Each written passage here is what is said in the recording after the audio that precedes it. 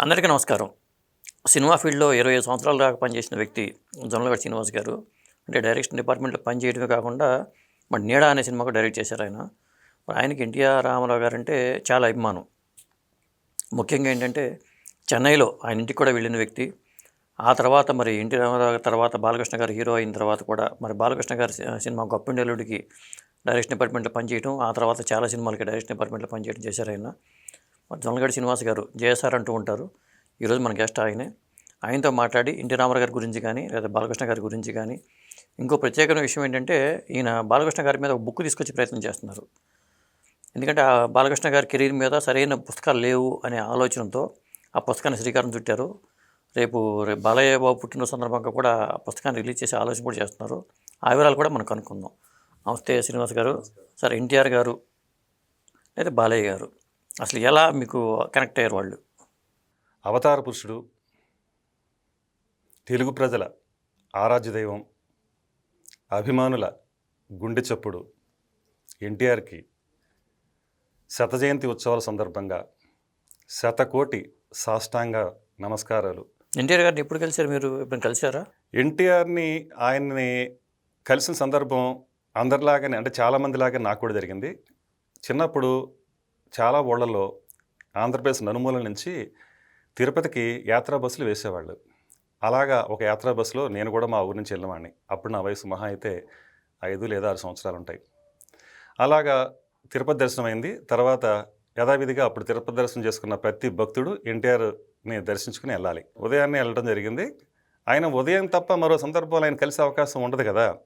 కాబట్టి ఆయన ఉదయం 5 నుంచి 6 గంటల మధ్యన అనుకుంటాను అప్పుడే ఈ అభిమానుల్ని కలవటం అనేది జరిగేది.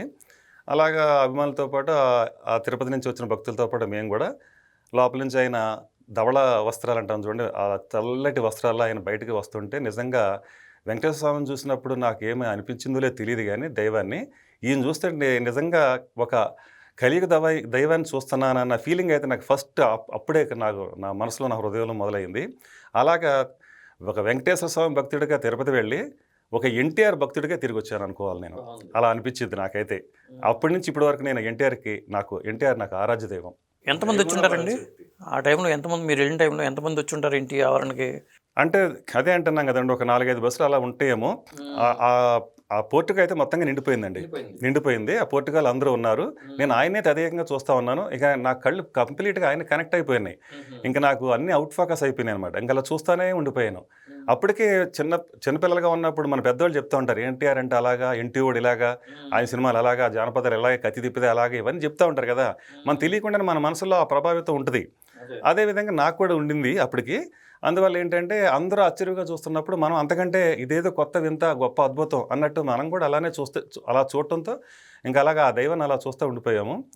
ఇంకా తర్వాత ఆయన ఏం మాట్లాడారు అంటే వచ్చిన వాళ్ళని పలకరించడం, తర్వాత ఏ ఊరు నుంచి వచ్చారు, మీరు ఏం చేస్తూ ఉంటారు, వ్యవసాయమా, ఏం పంటలు పండుతాయి, మీరు ఎలా వచ్చారు, క్షేమంగా వెళ్ళండి, దర్శనం బాగా జరిగిందా, ఇవన్నీ యథావిధిగా ఎన్టీఆర్ అలాంటి క్షేమ సమాచారాలు అడగటం, తెలుసుకోవటం, మాట్లాడటం, ఆ విధంగా పంపించడం అనేది ఎన్టీఆర్కి ఉన్న మొదటి నుంచి ఉన్న సంస్కారం. మొత్తానికి తిరుపతి భక్తుల్లో మీరు ఎన్టీఆర్ గారి భక్తుడిగా దర్శించుకున్నారు. నాకు రోమాంచితం అయిపోద్దండి ఎన్టీఆర్ గురించి చెప్తే. ఎన్టీఆర్ గురించి నేను చెప్పడం కదండి, ఎన్టీఆర్ గురించి ఎవరు చెప్పినా కూడా నేను ఒక రామాయణాన్ని పదే పదే వింటే ఎంత ఇంకా వినాలనిపిస్తుందో, ఈ రామనామం అంటే ఈ రామారావు ఎన్టీఆర్ అనే ఆ అక్షరాల గురించి మనం ఎన్నిసార్లు విన్నా తనివి తీరదండి. అదేదో గొప్ప. ఆ రోజుల్లో అసలు ఎవరికైనా అంతే.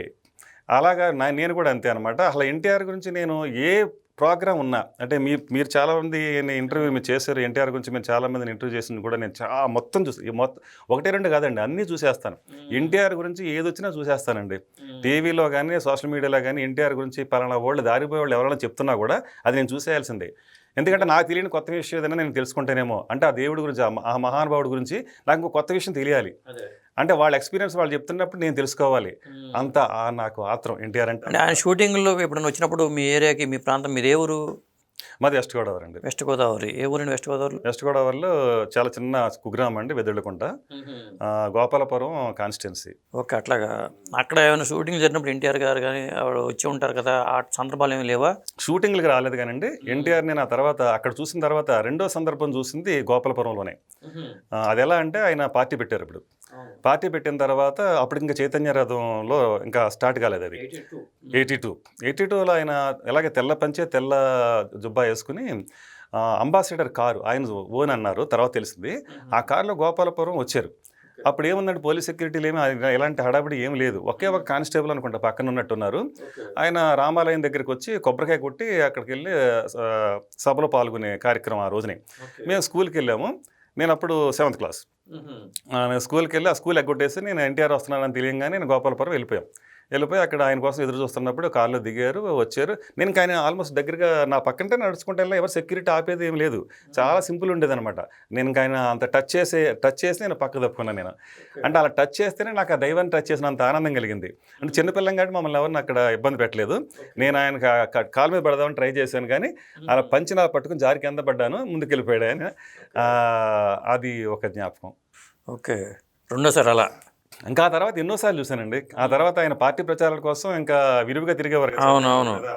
అలా గోపాలపురం వచ్చినప్పుడు మళ్ళీ నేను తిరిగి మళ్ళీ ఆయన వచ్చారంటే ఇంకా స్కూల్ ఉందా ఇంకోటి ఉందా అదంతా వేరే, ఇంకా అవన్నీ ఉండే కాదు. ఇక వెళ్ళిపోయి ఇంకా అసలు ఆ మీటింగ్లకు వెళ్ళిపోవటం, ఇంకా అలా చూడటం అండి. ఇంకా ఆయన తప్ప ఇంకెవరిని చూసే పని లేదు. ఇంకా చుట్టుపక్కల జనం ఉన్నారా, క్రౌడ్ ఉన్నారా, ఇంకేముంది. ఇప్పుడు ఎన్టీఆర్ గారి గురించి చెప్తున్నారు కాబట్టి ఆయన సినిమాల్లో మీకు బాగా మిమ్మల్ని హత్తుకుపోయిన సినిమాలు ఏంటి? ఆయన పాత్రలు కానీ ఏ సినిమాలు మీకు బాగా మిమ్మల్ని అట్రాక్ట్ చేసినాయి? ఇది చెప్పడానికి ముందు నేను ఇంతకు ముందు కంక్లూడ్ చేస్తాను. అలాగే చేయండి. అయితే ఆ ఎన్టీఆర్ ఆ ప్రసంగం అయిపోయిన తర్వాత అది సరిపోయేది కదా మాకు. ఆయన ఒక 5 నిమిషాలు 10 నిమిషాలు ఆయన వస్తారు, కానీ ఆ చెప్పేది వెళ్ళిపోతూ ఉంటుంది అనర్గళంగా. వెళ్ళిపోతున్నప్పుడు ఒకసారి 5 నిమిషాలు అవ్వచ్చు, అది అరగంట అవ్వచ్చు, గంట అవ్వచ్చు, కానీ అది ఎంత టైం అయింది అనేది వినేవాళ్ళకి అసలు అది ఆ నిమిషాలు కూడా అయ్యేది కాదు, సెకండ్లు కూడా అనిపించేది కాదు. అరే ఎప్పుడే అయిపోయింది ఎన్టీఆర్ ప్రసంగం అన్నట్టు. ఆయన మళ్ళీ దిగిపోయి లోపలికి చైతన్య రథం మీద నుంచి కిందకి దిగి లోపలికి కూర్చుంటే స్టార్ట్ అయ్యేది కదా. ఇంకంతే. ఆ తర్వాత మాకు ఇంక దిగులు వచ్చేసింది. తర్వాత మళ్ళీ ఎలా చూడగలం అంతే. ఆ పక్కన ఇంకో ఊళ్ళో కొయిలగూడలో ఉందంట, అక్కడికి వెళ్తే అక్కడ మీటింగ్ ఉందంటే అక్కడ బస్సులు అప్పుడు తక్కువ కదండి. సడన్గా మా లక్ వద్ద ఏదైనా బస్సు దొరికితే ఆయన కొయిలగూడ వెళ్ళి రీచ్ అయ్యే లోపల మేము వెళ్ళి అక్కడికి వెళ్ళిపోయి ముందు లేట్ అయ్యేది ఆయన రావడానికి కూడా. లేట్ అయ్యేది. మధ్యలో ఏదో గ్రామాన్ని కవర్ చేసుకుని ముందుకు వెళ్ళేటప్పటికల్లా మేము కొయిలగూడలో వెయిట్ చేయడం, మళ్ళీ తిరిగి అక్కడ ఆయన ప్రసంగం వింటాం. అలాగే వీలైనంత వరకు ఎక్కడి దాకా ఆయనకి అవకాశం ఉంటే అక్కడ దాకా వెళ్ళి ఆ ప్రసంగాలు చూసిన పరిస్థితి అండి మాది. అంటే ఆ స్పీచెస్ వినే పరిస్థితి. అంటే ఆయన ఎంతవరకు చూడగలిగితే అంతవరకు చూడాలంటే తాపత్రయం, కోరిక, ఆ బలమైన అభిమానం. అప్పుడు మీరు అడిగిన క్వశ్చన్ చెప్తాకి మీరు అడిగింది ఏమో. అది ఎన్టీఆర్ రామారావు గారి సినిమాల్లో మిమ్మల్ని బాగా ఆకట్టుకున్న సినిమాలు ఏంటి, పాత్రలు ఏంటి? మొట్టమొదటైతే నాకు తెలిసి నా ఊహ తెలిసి నేను మొట్టమొదటి చూసిన సినిమా నాకు తెలిసి శ్రీకృష్ణ సత్య లేదా బాలనాగమ్మ. ఎందుకంటే అప్పుడు నేను ఒళ్ళో కూర్చుని సినిమాలు చూసే వయసు నాది. అది మా నాన్న ఒళ్ళో కూర్చున్నానా అమ్మ ఒళ్ళో కూర్చున్నా నాకు తెలియదు. బట్ మొదట చూసింది మాత్రం అలుకమానవే చిలుకలికిరు తలుపు తీయవే ప్రాణసఖి. ఆ పాట శ్రీకృష్ణ సత్య అండి. అది నేను ఆ గెటప్లో ఎన్టీఆర్ చూశాను. ఏది సత్యభామ ఉంటుంటే ఆవిడ కాలుతో తనుద్ది. అవును, అది ఆ ఎన్టీఆర్. అంటే నేను నిజంగా నేను అభిమానించే ఆరాధ్య దైవాన్ని ఆ కృష్ణుడి రూపంలో మొట్టమొదటి సినిమా రూపంలో చూశాను నేను అని నాకు అది మొదటి జ్ఞాపకం. రెండో సినిమా బాలనాగమ్మ మేబీ. అక్కడ అదే లాగా గుర్తుందంటే మాయిల పకీర్ ఎస్వి రంగారావు ఏదో ఒక అంటాడు భయంకరంగా ఒక మంత్రం చెప్పిస్తా, దానికి భయపడిపోయేవాళ్ళం చిన్నప్పుడు. అలాగా ఒక ధైర్యం ఒక భయం, అలాగే ఎన్టీఆర్ అలా గుర్తుండాడు. తర్వాత మొట్టమొదటి సినిమాగా నాకు గుర్తున్నది అలాగే ఎస్విఆర్ కూడా. ఒక ధైర్యం ఒక భయం. ఆ చిన్నపిల్లవాడికి ఉన్నప్పుడు ఆ రెండు జ్ఞాపకాలు నాకు ఆ సినిమాల గురించి. అలాగే మరి ఇంకా ఎన్టీఆర్ గురించి ఇంకా చెప్పాల్సి వస్తే అదే ఫుల్ స్టాప్లు ఉండవండి, కామాలే ఉంటాయి ఎన్టీఆర్ గురించి చెప్పాలంటే. అడవి రావడప్పటికి నేను బహుశా 3rd క్లాస్ అనుకుంటాను నేను. ఆ టైంకి మా పక్కన దేవరపల్లిలో థియేటర్ కొత్తగా కట్టారు. ఆ కొత్తగా కట్టిన థియేటర్ ఓపెనింగే ఈ సినిమా రిలీజు. అడవి రావడం సినిమా రిలీజ్ అయింది. అప్పటి వరకు మా ఊళ్ళో Gopalapuram theatre, Sri Venkateswara touring talkies Gopalapuram theatre poster మాత్రమే చూసిన సందర్భం తప్ప మాకు ఇంకో పోస్టర్ తెలియదు ఆ ఊర్లో. అలాంటిది అడవి రౌండ్ రిలీజ్ అయిన తర్వాత 1977 ఏప్రిల్ 28 అనుకుంటా అండి డేట్ బాగా గుర్తుంది మీకు? గుర్తు పెట్టుకోవాలి కదండి అభిమానులు, మనకు అలా గుర్తుండకపోతే ఎట్లా. అలాగా ఆ సినిమా రిలీజ్ అయినప్పటికీ అప్పుడు కొత్తగా దేవరపల్లి పోస్టర్ అనేది మా ఊర్లోకి వచ్చి అంటించడం జరిగింది. అది కూడా ఎప్పుడో మా ఊర్లో ఆ సెంటర్, రామాలయం సెంటర్లో కాకల వెంకటరావు గారు గోడ మీద అంటించేవారు పోస్టర్లన్నీ. కానీ ఈ పోస్టర్ మాత్రం డైరెక్ట్గా రామాలయం మీద అంటించారు, అడవి రౌండ్ పోస్టర్ని. అది అలా చూస్తూ ఉండిపోయాను. మధ్యలో ఎన్టీఆర్, ఇటు పక్కన జయప్రద, ఇటు పక్కన జయసుధ పోస్టర్. అది ఇప్పటికి కూడా మీరు నెట్లో కొడితే వస్తుంది. ఆ పోస్టర్ ఎప్పుడు హల్చలే. అవును. అది ఎందుకు హల్చలంటే ఈ మధ్యన ఒక రెస్టారెంట్కి వెళ్తే హైదరాబాద్లోనే చిట్టి ముత్యాలు ఏదో, అక్కడ అది ఇలాగ మనలాగే ఎన్టీఆర్ అభిమాని, ఆయన కూడా వెనకాల ఈ పోస్టర్ పెట్టుకున్నాడు కౌంటర్లో. ఇలా చాలా మంది, ఇంకా విజయవాడ గుంటూరుకి వెళ్తే చెప్పక్కర్లేదండి. దారిలోనే నందిగామలో వడ్డిల్లి శ్రీనివాసరావు ఎవరు ఉండేవాళ్ళు అభిమాని హోటల్లో, మొత్తం పోస్టర్లు ఉండేవి. ఇప్పటికి కూడానండి చాలా గ్రామాల్లో, చాలా ఊళ్ళల్లో ఎన్టీఆర్ కౌంటర్లో ఎన్టీఆర్ పోస్టర్లు పెట్టుకుని ఉండేవాళ్ళు చాలా మంది. దైవం లాగానే, అంటే ఇక్కడ రాముడు, కృష్ణుడు, లేదా వెంకటేశ్వర స్వామి, శివుడు ఇట్లా ఎలా దైవాలు అనుకుంటారో చాలా మంది అలాగే దైవం అనుకుని వెనకాల పెట్టుకుంటారు కౌంటర్ వెనకాల. అది ఆ నమ్మకం ఇప్పటికీ చాలా మందిలో ఉంది.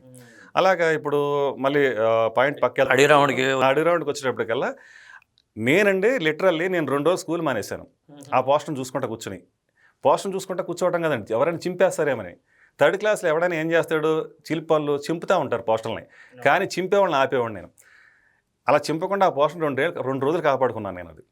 అలాగా అయితే అదే సినిమానే ఆ దేవరపల్లికి నేను ఎమోషన్ అవుతున్నానండి, ఎందుకంటే ఎమోషన్ లేకపోతే ఎన్టీఆర్ అభిమానే కాదు, అంతే కదా.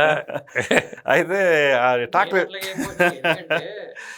నేను రామకృష్ణ గారిని ఇంటర్వ్యూ చేసినప్పుడు కూడా అదే ఎన్టీఆర్ అనగానే పూనకం వస్తుంది. పూనకమేది. ఇక నేను సైకిల్ వేసుకుని మచిలీపట్నం నుంచి నెమ్మకూరు దాకా వచ్చి అది కూడా చెప్తాను, ఇల్లు చూసి అది కూడా చెప్తాను మీకు. ఆ జ్ఞాపకాలు కూడా ఉంది.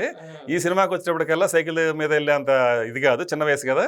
అది ట్రాక్టర్ వేస్తారు మా ఊళ్ళో. జొన్నలగడ్డ బ్రహ్మన్న గారని వాళ్ళు మా ఊళ్ళో ఒక ట్రాక్టర్ ఉండేది అప్పుడు. ఆ ట్రాక్టర్ దేవరపల్లి సినిమాకి ఇస్తారు. మాకు 10 కిలోమీటర్లు అటు ఇటుగా ఉంటుంది. మాకు ఇసుక పొంతులు, మాకు డొంకదారులు అనమాట. ఆ రోజుల్లో రోడ్లు ఎక్కడ ఉన్నాయి, ఇసుకదారులోంచి అట్లా వెళ్ళాలన్నమాట. ఆ రోడ్లోంచి ఆ ట్రాక్టర్లో వెళ్తుంటే థ్రిల్ మామూలు అండి. అసలు ఎన్టీఆర్ సినిమాకి వెళ్తున్నాం, అడవి రౌండ్ సినిమాకి వెళ్తున్నాం అంటే అది ఒక అద్భుతం అనమాట. థియేటర్లో జాతరలాగా ఉంటుందండి. జాతరలాగా ఉంటాం కదా. ట్రాక్టర్ మీద ఎంత పడతాడో దానికి 4 రెట్లు ఎక్కేశారు. కిట్టకిట్లు ఆడతా అంటే చూడండి, అసలు ట్రక్ అటు పడిపోద్ది అన్నట్టు తీసుకెళ్లారన్నమాట. ఇక థియేటర్లో ఆ ఎన్టీఆర్ పాట వస్తుంటే ఆరేసుకోబోయి పారేసుకోగానే ఇంకోటి కానీ ఈ సందర్భంగా సినిమా గురించి కూడా చెప్పాలండి. ఆ సినిమాలో బాలు గారు, జానకమ్మ, అలాగే సుశీలమ్మ కాంబినేషన్లో 3 సాంగ్లు వస్తాయి. బహుశా నాకు తెలిసి ఆ ముగ్గురు కాంబినేషన్లో 3 సాంగ్లు ఏ సినిమాలో ఉండవు. ఎస్పెషల్లీ జానకమ్మ, సుశీలమ్మ కలిసి పోటీ పడిన సాంగ్స్ 3 ఉంటాయి. అందులో అమ్మ తోడు, అబ్బ తోడు, నా తోడు, నీ తోడు, అన్నిటికీ నువ్వే నా తోడు, ఆ పాట కానివ్వండి. ఆ తర్వాత ఇంటర్వెల్ తర్వాత వచ్చి ఎన్నాళ్ళకు ఎన్నెళ్ళు తిరిగొచ్చే మా కళ్ళకు, అది అద్భుతం కదండి. దాని తర్వాత క్లైమాక్స్ ఆగండి, చూడర చూడర చూడర చూడర ఒక చూపు ఓ సులేమానియా, అరే ఊపర ఊపర ఊపర ఊపర ఒక ఊపు. సత్యచిత్ర బ్యానర్ బాగా గుర్తు నాకు బాగా అండి. ఈ పాటలు అంటే థియేటర్లో మీరు గుర్తుండి ఉంటుంది. పూనకాలు రావండి. పూనకాలు వచ్చేసి మచిలీపట్నంలో 365 రోజులు ఆడింది అది రామకృష్ణ థియేటర్లో. అసలు ఆ రోజుల్లో అండి, సినిమా అంటే ప్రేమించే రోజులు కదండి అవి. అసలు అలాంటి రోజులు ఎలా ఉండే అంటే ఆ పాటలు, ఆ సినిమా, అసలు ఎస్పెషల్లీ ఎన్టీఆర్ క్లైమాక్స్ సాంగ్ అంటేనే అద్భుతం అండి. అవును, ఏ సినిమాకైనా ఎన్టీఆర్ క్లైమాక్స్ అంటే ఒక అద్భుతం. ఎందుకంటే ఎన్టీఆర్ అప్పట్లో సినిమా స్కోప్ ఆ స్క్రీన్ మీద గ్రాండియర్స్ వస్తుంటే ఒక అద్భుతంగా ఉండేది, మామూలు విషయం కదండి. అలాగే మీరు అన్నట్టు సైకిల్ విషయం నాకు గుర్తు చేశారు కదా, అందుకోసమే ఈ విషయం చెప్పాలి. అది 1980 అండి. అది అక్టోబర్ 30వ తారీఖున సద్రబాబు రిలీజ్ అయింది. ఆ తర్వాత కొద్ది రోజులకి, అంటే ఒక 25 రోజులకి సుబ్రహ్మణ్య షష్ఠి. మాకు సుబ్రహ్మణ్య షష్ఠి మా పక్క 3 కిలోమీటర్ల దగ్గరలో యాదవులు. ఆ ఊళ్ళో చాలా గొప్పగా జరిగిద్ది. ఇంత కాదనమాట. ఆ చుట్టుపక్కల కనీసం ఒక 20 గ్రామాలు అక్కడికి వచ్చి ఆ సుబ్రహ్మణ్య స్వామిని దర్శనం చేసుకోవడం. గుడి చాలా చిన్నది కానీ చాలా పురాతనమైంది. అంత నమ్మకమైన ఇది పుణ్యస్థలం అది. అక్కడికి ప్రతి సంవత్సరం కూడా మేము పొద్దున్న తలస్నానాలు చేసేసి పిల్లలందరూ అక్కడ అలా రెడీ చేసేవారు. ఆ ఊళ్ళలోనూ అందరూ అంటే మామూలుగా చిన్నగా ఉన్నప్పుడేం తల్లిదండ్రులతో వెళ్ళేవాళ్ళు, కొంచెం వయసు వచ్చిందా సైకిల్ తీసుకెళ్ళిపోయాడు. నేను అప్పుడు 5th క్లాస్ నేను చదువుతున్నది 80కి. ఫిఫ్త్ క్లాస్ అంటే 10 years ఉంటాయేమో మీకు. అంతే. నేను 5th క్లాస్ చదువుతున్నాను. మా కజిన్, మా పెద్దనాన్నగారు అబ్బాయి రామకృష్ణ, వాడు వచ్చి 7th క్లాస్. మేమిద్దరం కలిసి ఓ ప్లాన్ వేసుకున్నాం. సుబ్రహ్మణ్య షష్ఠికి వెళ్ళి అక్కడి నుంచి పోతవరం ఇంకో 10 కిలోమీటర్లు, అక్కడ మా పిన్ని వాళ్ళు ఊరు, వాళ్ళ పిన్ని వాళ్ళు కూడా అక్కడే ఉంది. ఇద్దరం కలిసి అక్కడికి వెళ్తున్నామని చెప్పి ఇంట్లో చెప్పేసి వెళ్ళిపోయాం. సుబ్రహ్మణ్య షష్ఠి అయిపోయింది, అక్కడి నుంచి మా పిన్ని వాళ్ళ ఇంటికి వెళ్ళాం, సైకిల్ అక్కడ పెట్టేసాం. అక్కడి నుంచి పోతవరం నుంచి ఓ 20 కిలోమీటర్లు ఉంటుంది, తాడేపల్లి బస్సుకి వెళ్ళిపోయాం. ఆ వయసులో ఇద్దరం బస్సుకి వెళ్ళిపోయి తాడేపల్లిలో దిగేసి అక్కడ మ్యాట్ని 27 రోజు, ఆ రోజుకి సర్దార్ పాపరేట్ రిలీజ్ అయ్యి, ఎందుకంటే క్యాలెండర్ తర్వాత చూసుకున్నాను నేను, అప్పుడు నాకు ఆ వయసులో తెలియదు కదా, నేను ఎప్పుడు చూసాను సినిమా అని నేను గుర్తెచ్చుకోవడం కోసం చూస్తే ఇవన్నీ నాకు బయటకు వచ్చినాయి అనమాట. సో 27 రోజుకి విపరీతమైన క్రౌడ్, టికెట్ దొరికిద్దా లేదా అన్నంత పరిస్థితి. ఎన్టీఆర్ సినిమాలు అలా ఉండేయండి అప్పుడు, దేవాలయాలు అయిపోయి సినిమా హాళ్ళు అన్నీ. అట్లాగా జననీరాజుల మధ్యన అలా ఎదిగిన వ్యక్తి ఆ సినిమా థియేటర్కి వెళ్ళి ఆ టికెట్ పట్టుకోవడమే గొప్ప విశేషం. అలాగా ఆ సినిమాకి మ్యాట్ని సర్దార్ పాపరేట్ చూసామండి. ఫస్ట్ షో వచ్చేసి పిల్లజమందర్ ఏఎన్ఆర్, సెకండ్ షో వచ్చేసి అల్లరి బావ కృష్ణ. ఈ 3 సినిమా ఎస్పెషల్లీ మేము ఎన్టీఆర్ అభిమానులమైన సినీ ప్రేమికులం. అవును, అందరూ అప్పట్లో 2-3 సినిమాలు చూసి వెళ్ళేవాళ్ళు. అంతే కదా, అభిమానం అనేది ఒకళ్ళ మీద ఖచ్చితంగా ఉంటుంది. దాంతోపాటు సినిమాని ప్రేమిస్తున్నాం కాబట్టి అందరు సినిమాలు చూసేవాళ్ళం. అప్పుడు అలా ఉండేది, అంటే అలా వాతావరణం అలా ఉండేది. ఉదయం 9 గంటలకు షో పడిపోయేదండి. కొత్త సినిమాలో ఉదయం 9 గంటలకు పడేది, మళ్ళీ మధ్యాహ్నం షో ఉండేది, మళ్ళీ మ్యాట్నీ ఉండేది, ఫస్ట్ షో సెకండ్ షో. మాకు మ్యాట్నీలు ఉండేవి కదండి, మేము టూరింగ్ టాకీస్ కదా, మాకు ఓన్లీ ఫస్ట్ షో సెకండ్ షోయే. మాకు అప్పుడు మళ్ళీ పాయింట్లోకి వస్తానండి. ఆ సినిమా చూసేసి చిన్నపిల్లలం కదా, నేను 5th వాడు 7th, బస్ స్టాండ్లోకి వచ్చాం. సిమెంట్ బెంచీలు, ఎవరుంటారండి ఆ టైంలో అడుక్కునే వాళ్ళు తప్పితే, వాళ్ళతో పాటు మేము కూడా కోరుకుని తర్వాత పైగా డిసెంబర్ దగ్గరలో, అంటే 25 అంటే నవంబర్ ఎండ్ కదా, విపరీతమైన చలి. ఆ చలి ఒక పక్క దోమలు, ఇక చలిమంటలు వేసుకుని అలా తెల్లవాళ్ళలాగా జాగారం చేసుకుని పొద్దున్న బస్సు ఎక్కేసి యథావిధిగా మళ్ళీ అక్కడ దిగేసి అక్కడ సైకిల్ వేసుకుని గుర్తుచప్పుడు అక్కడ ఇంటికి వచ్చేసాం. అట్లుండేది అనమాట అండి అభిమానం అంటే. అలా ఎన్టీఆర్ ప్రతి సినిమాకి కూడా ఒక జ్ఞాపకం అండి, అంటే అది చూసిన విధానమే ఒక జ్ఞాపకం. ఓకే, ఇక అది మరువలేని జ్ఞాపకాలు అంటే చూడండి, అలాంటి జ్ఞాపకాలు అవి. ఇప్పుడు సర్దార్ పాపరెడ్డి అనుభవాలు చెప్పారు. ఆ సర్దార్ పాప టైంలోనే ఆయనకి యాక్సిడెంట్ అయ్యి ఆ పాట విషయంలో కూడా రామారావు గారు పడ్డారని చెప్తారు. ఇప్పుడు ఆ తర్వాత అది ఒక సెంటిమెంట్ కూడా ఆయన ఈ సినిమాల్లో. ఆయన చిన్న దెబ్బ తగిలితే సినిమా పెద్ద హిట్ అనేది అప్పట్లో ప్రచారం. సర్దార్ పాపరెడ్డిలో కూడా అలాంటి పాట ఒకటి ఉంది. అవునండి, పాట అంటే హల్లో టెంపర్ విజయ సూపర్ పైల 25 బుల్లెట్ బండి 16 ఏళ్ళు నిండని స్కూటర్ అండి రాటుదేలి రచ్చకెక్కి ఢీకున్నాయండి. పాటలు గుర్తుంటాయండి. జ్యోతిలక్ష్మి చీర కట్టింది. ఆ పాటలో ఏముందంటే అక్కడ సీన్ ఉంటుందండి, శ్రీదేవిని అల్లరి పెడతాకి శ్రీదేవి కొంతమందిని అరేంజ్ చేసుకుంటుంది రౌడీల్ని, ఏది ఎన్టీఆర్ని కొట్టించాలని. అయితే ఆ సందర్భంలో ఏమవుతుందంటే ఎన్టీఆర్ ఆ టైంకి వెయిట్ చేసి ఇంకా రాకపోయేటప్పటికి మీరు వెళ్ళిపోండి అని పేమెంట్ ఇచ్చేసి పంపించేద్దాం చూద్ది. అయితే వాళ్ళు రివర్స్లో ఏం చేస్తారంటే ఈమెని రేప్ చేద్దామని ట్రై చేస్తారు. ఆ టైంలో ఎన్టీఆర్ వచ్చి వాళ్ళని తన్నే సన్నివేశం. అక్కడ బుల్లెట్ మీద నుంచి దూకటానికి ఆయన ఆ వయసులో ఆయన అంత సాహసం మామూలు విషయం కాదు.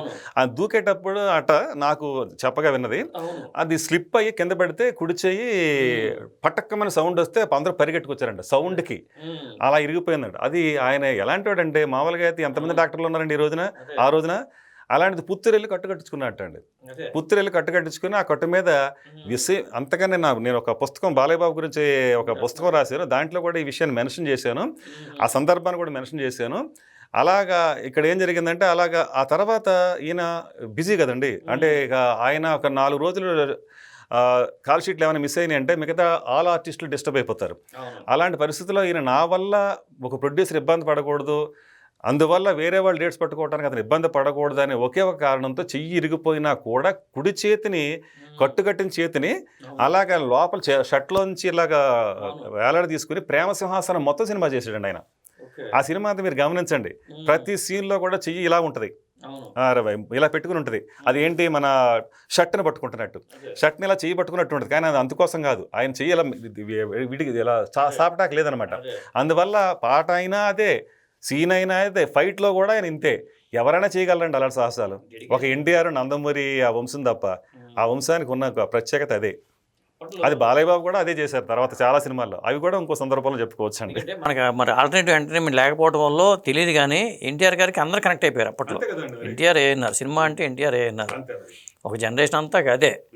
ఇప్పుడు నేను కూడా ఎదురులేని సినిమాకి వెళ్ళి అప్పుడు నెల టికెట్ 55 పైసలు ఉండేది.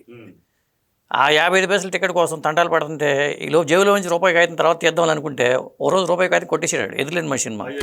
ఆ రూపాయి లేదు అక్కడ, నేను లోపలికి వెళ్ళలేదు, రూపాయి పోయింది. ఇంకొక రోజు ఇంకొకటి ఇచ్చాడు, సార్ మీరు ఆ రూపాయి నాకు ఇవ్వండి, నేను వెళ్ళి ఎదురుగుండా మీరు అక్కడ ఉంచోండి, నేను వచ్చేస్తాను అన్నాడు. సరే వాడు రూపాయి అయితే అటు రాలి, ఆ రూపాయితో పోయాడు. అట్లా మొత్తానికి 5 రోజుల వరకు నాకు టికెట్ దొరకలేదు. మోసపోవడం నాలాగే మీకు కూడా ఉంది. నటరాజ్ థియేటర్ మచిలీపట్నం, ఎదురులేని మనిషికి అనుభవాలు. అదే అండి. మీరు నన్ను అడుగుతున్నారా, మీరు నాకంటే ఎమోషన్ అవుతున్నారు. ఎందుకంటే అభిమానం ఎన్టీఆర్ అంటే అలా ఉంటుందండి. మీరు నన్ను ఇంటర్వ్యూ చేస్తున్నట్టు అనిపించట్లేదు నాకు. ఎలా ఉందంటే మీకే పూనకం వచ్చేస్తుంది. కొండవీటి సింహ సినిమా అయితే అండి, నేను ఒక పెళ్ళికి వెళ్ళి, అది ఎవరిదో జగన్నాథపురం అని మా పక్కన కోయిలగూడెం దగ్గరలో ఊరు.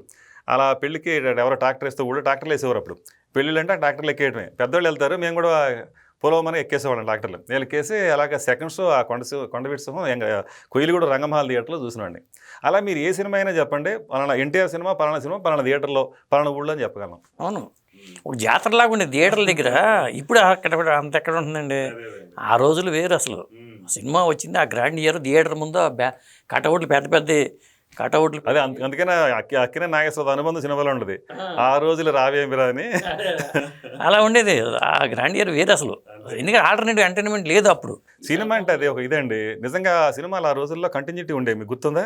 ఏది సినిమాకి ఫస్ట్ షో సినిమా చూడటం కోసం టైంకి వెళ్ళలేకపోతే ఏం చేసేవాళ్ళు అంటే, ఆ సగం టైం అయిపోయేది, అది సెకండ్ షో మొత్తం చూడాలంటే మళ్ళీ పొద్దున్నే పొలాలకు వెళ్ళాలి, ఆఫీస్కి వెళ్ళేవాళ్ళు ఆఫీసులు తక్కువ అనుకోండి, ఇలా ఎవరి పనులకు వెళ్ళేవాళ్ళు వాళ్ళకి వెళ్ళాలి కదా. అలా వెళ్ళాలన్నప్పుడు నిద్ర సరిపోయేది కాదు కాబట్టి ఫస్ట్ షో సగం చూసినప్పుడు మిగతా సగం చూసి వెళ్ళిపోయేవాళ్ళు. అది కంటిన్యూషన్ టికెట్స్. అంటే ఇప్పుడున్న జనరేషన్ బహుశా ఎవరికి తెలిసి ఉండకపోవచ్చు. అలాగే ఒక టికెట్ మీద 2 సినిమాలు. అలాగే అదే మళ్ళీ రిక్షాల మీద ఆకరాట అని తిరిగేవాళ్ళు. అంటే ఆ సినిమాలు ఇంకెవరన్నా ఇంకా మిగిలిన వాళ్ళు రామారావు గారు, నాగేశ్వరరావు గారు రెండు సినిమాల వల్ల వాళ్ళు హీరోలకు ఎదగటమే కాకుండా చాలా మందికి ఉపాధి దొరికిందండి. మామూలుగా అండి, ఇండస్ట్రీని బతికిచ్చారు, అలాగే ఒక కళను బతికిచ్చారు, సమాజంలో కళకున్న విలువని బతికిచ్చారు. ఒక థియేటర్ దగ్గర ఎంతమంది బతికేవాళ్ళు. అదంతా పక్కన పెడితే అండి, సినిమాల వల్ల సమాజం మీద అంటాం కదండి, అది ఖచ్చితంగా నేను ఆ మాట చెప్తే ఈ సందర్భంగా ఎన్టీఆర్ సినిమా సమాజానికి చాలా మేలే చేసింది.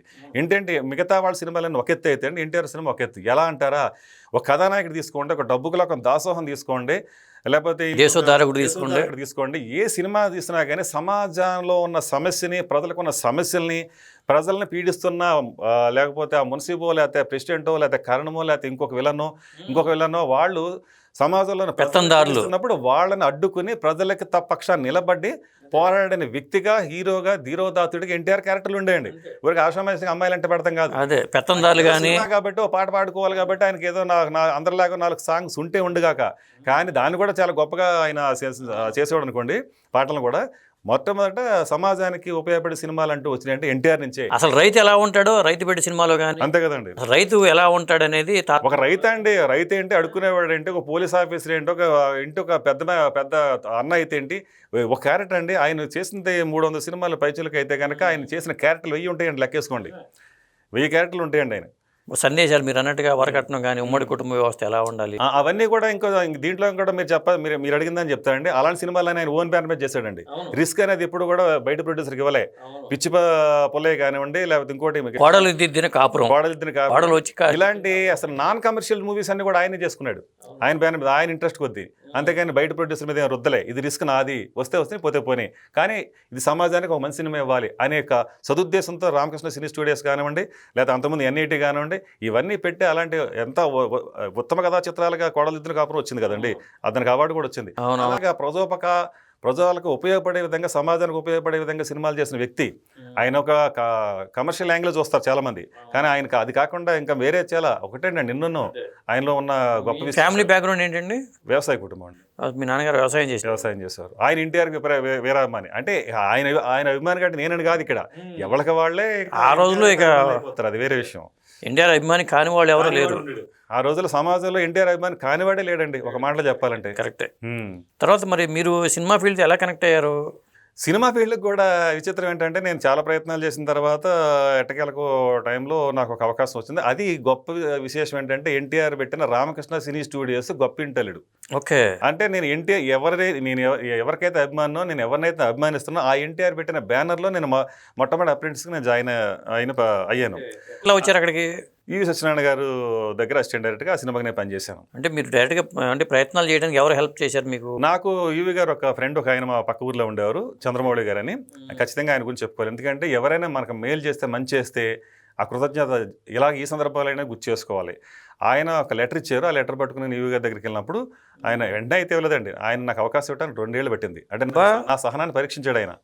నేను ఎప్పుడు రమ్మంటే అప్పుడు నేను వెళ్ళేవాడిని. వారం తర్వాత రమ్మంటే వారం తర్వాత, లేదా నెల తర్వాత నెల, వారం, అలాగే ఇలా ఎప్పుడంటే అప్పుడు వెళ్ళటం వల్ల ఆయనకు అర్థమైంది వీడికి ఖచ్చితంగా సినిమా అనేది ఒక ఫ్యాషను ఇవ్వాల్సిందని. అప్పుడు ఆ విధంగా ఇచ్చారన్నమాట. ఓకే. కానీ నేను ఏం చదువుకున్నారు? ఏమండి? ఏం చదువుకున్నారు మీరు? నేను బీకామ్ అండి. బీకామ్. ఇంట్లో వాళ్ళు వద్దాం లేదా ఎందుకు సినిమా ఫీల్డ్ ఉద్యోగాలు చేసుకోవాలి? ఇంట్లో వాళ్ళకి అసలు తెలియదండి. ఫస్ట్ అంటే ఇష్టమే. ఎందుకంటే ఇంకా చెప్పాలంటే నేను నాటకాల్లో కూడా యాక్ట్ చేశాను. అనాపత్యం కూడా నాకు ఉంది. ఓకే. సో నేను 9th క్లాస్లోనే ఫస్ట్ నేను స్టేజ్ ఆర్టిస్ట్ని.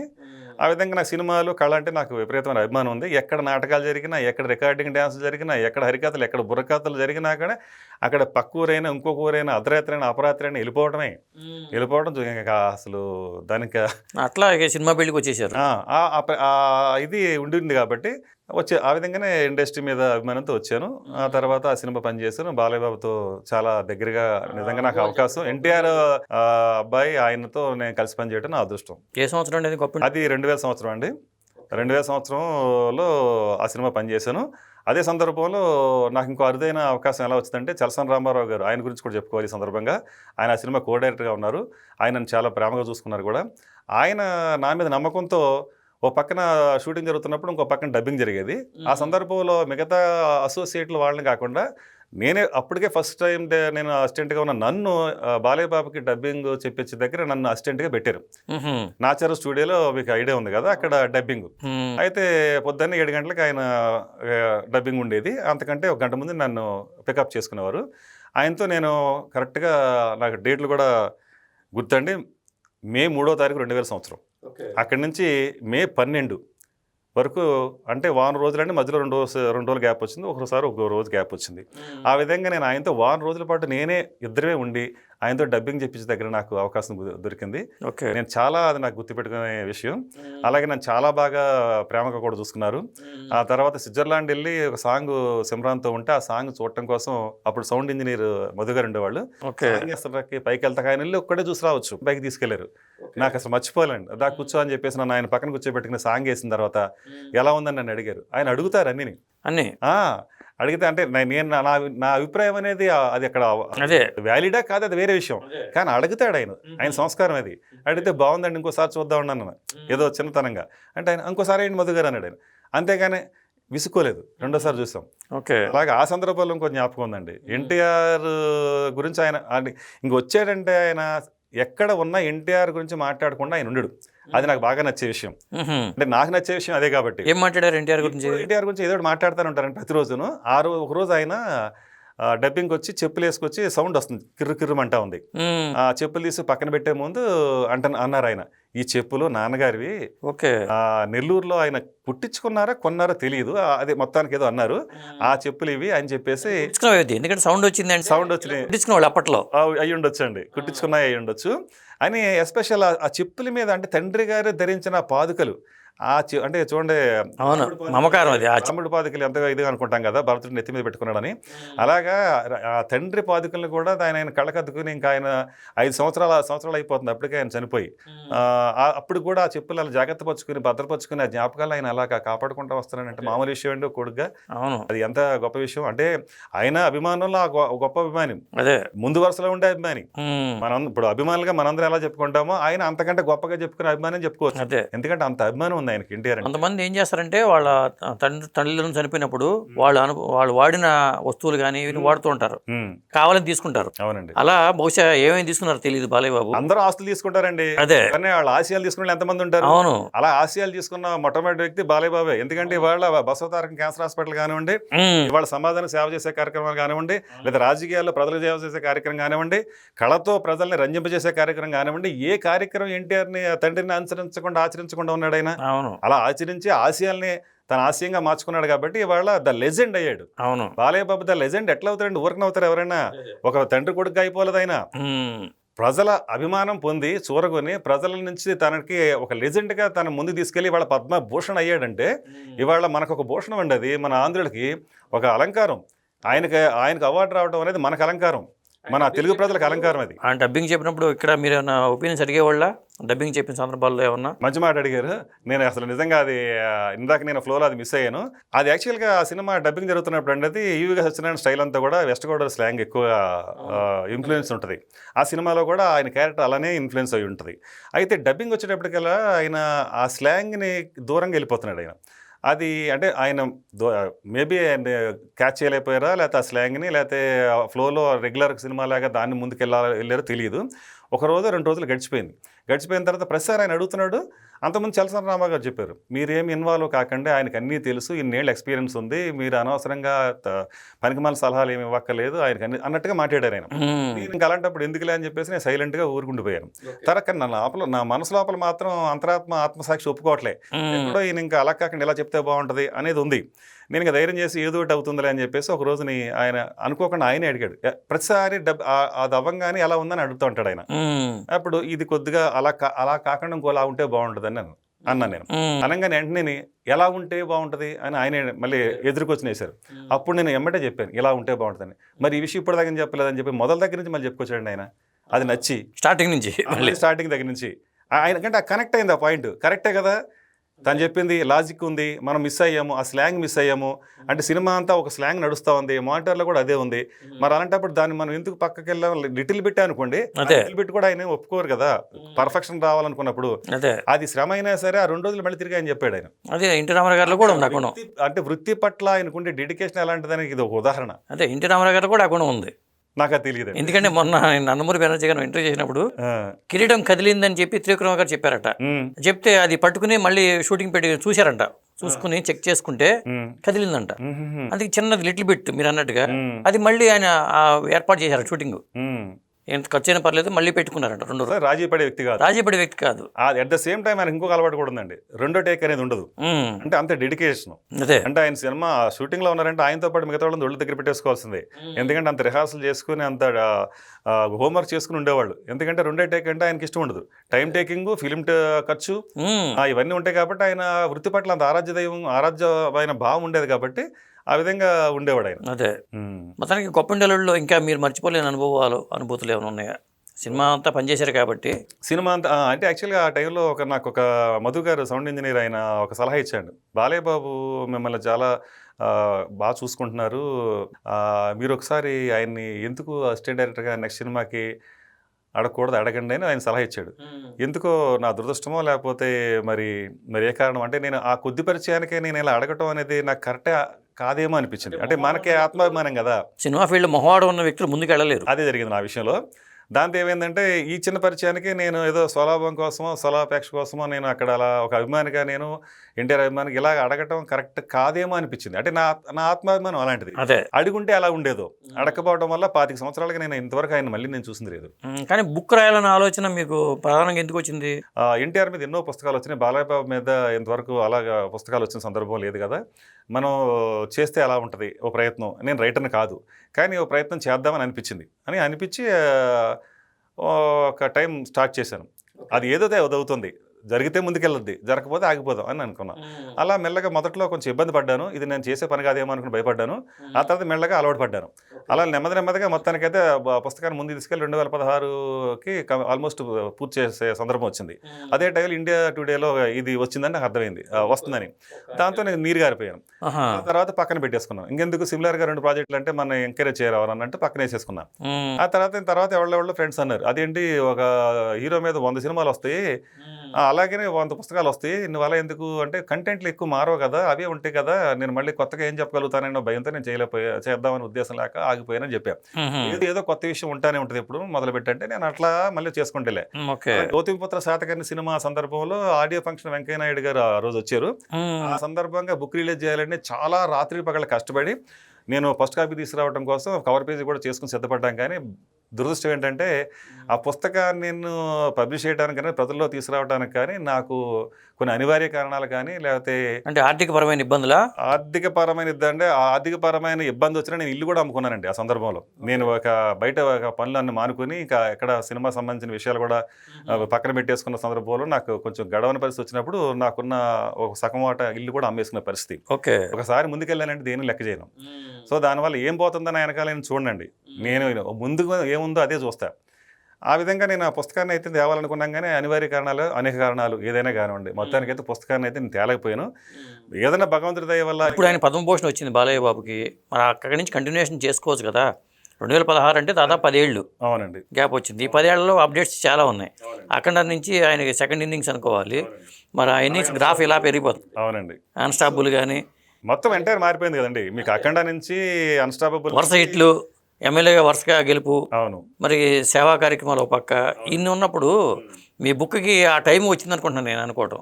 మీలాంటి వాళ్ళు బ్లెస్సింగ్స్ ఉండి అలాగే మీ ఎంకరేజ్మెంట్స్ ఇలాంటివి ఉంటే కనుకంటే డెఫినెట్గా నేను మళ్ళీ రాబోయే రోజుల్లో మరోసారి పునఃపరిశీలన చేసుకుని దాన్ని మళ్ళీ పుస్తక రూపంలో తేవడానికి నా సాయశక్తుల. అంటే ఎందుకంటే అంత ఎఫర్ట్ పెట్టి అంత విషయ సేకరణ చేసి బుక్ అంతా తయారు చేశారు కాబట్టి మీరు చేసిన కవర్ పేజీ కూడా మీరు పంపించండి, నేను మన వ్యూవర్స్ చూపిద్దాం. తప్పకుండా అండి, ఎందుకంటే ఆయన ఎఫర్ట్ పెట్టి. కావాల్సింది ఏంటంటే నాకు దాని మీద లాభాపేక్ష లేదు. దాన్ని కేవలం నేను ఎన్టీఆర్ అభిమానులకి, బాలయ్య బాబు అభిమానులకి వాళ్ళ చేతుల్లో ఈ పుస్తకానికి తీసుకెళ్ళగలిగితే చాలండి, అంతవరకు నేను ఆలోచిస్తున్నాను తప్పితే దాని నుంచి నాకు ఇంకా వేరే ఆలోచన ఇది అదే అసలు లేదు. అంటే దీనికి ముడిసరుకు కావాలి కదా పుస్తకం రాయాలంటే, ఆ కంటెంట్ అంతా మీరు ఎక్కడైతే సేకరించారు? ఇది నాకున్న విషయ పరిజ్ఞానం కానివ్వండి, లేకపోతే నేను సేకరించిన సమాచారం కానివ్వండి, నాకున్న ఆలోచన పరిధుల నుంచి వచ్చిన క్రియేటివిటీ కానివ్వండి, ఏదైనా మొత్తానికి అవన్నీ ఒక్కొక్కటిగా నేను పేర్చుకుంటూ అక్షరరూపం చేసి అక్షరబద్ధం చేసి క్రమబద్ధం చేసుకుంటూ చేసిన సందర్భమే ఆ పుస్తక రూపం. ఓకే, ఎందుకంటే ఇక అక్కడి నుంచి కంటిన్యూ చేయండి. ఇది ఎప్పుడైనా మనం ఆపకూడదని చెప్పారు కదా, మొదలు పెడితే ఆపనన్నారు కాబట్టి ఎట్టాగో మీరు ఆపకుండా తీసుకొచ్చి రేపు బాలయ్య బాబు పుట్టినరోజు వస్తుంది జూన్ 10, ఆ టైంకి ప్లాన్ చేసి. మీరు అన్నట్టు భగవంతుడి దయ వల్ల అలాంటి అవకాశం నాకు దొరికితే తప్పకుండా నేను ఆ టైంకి వెళ్ళి ఆ పుస్తకాన్ని తేగాలని ఆశిస్తున్నాను. అంటే ఇప్పుడు దీనికి స్పాన్సర్స్ వస్తారా రారా ఇలాంటి విషయాలు ఏమైనా ఆలోచిస్తున్నారా, లేకపోతే? ఏం ఆలోచించట్లేదు, ఎందుకంటే నేను అసలు అలా ఆలోచనతోనే మొదలు పెట్టలేదు. నేను నాకు నేనుగానే అనుకున్నాను, అది ఎన్ని కాపీలు వేయగలిగితే అన్ని కాపీలు నేను తల తాకట్టు పెట్టైనా ముందుకెళ్ళడానికి తప్పితే అండి నేను చేయి చాచి నా చేయి కింద పెట్టడం అనేది ఎప్పుడు జరిగే పని కాదండి. అది ఎవరికి వాళ్ళ అభిమానంతో వస్తే అది వేరే విషయం. తర్వాత అండి మరి సినిమా ఫీల్డ్లో దాదాపు 25 ఏళ్ళుగా మీరు ఎఫర్ట్ పెట్టారు, నీడ సినిమా డైరెక్టర్గా కూడా చేశారు. ఆ నీడగానే మిగిలిపోయారు, మీరు మనిషిగా కనపడలేదు.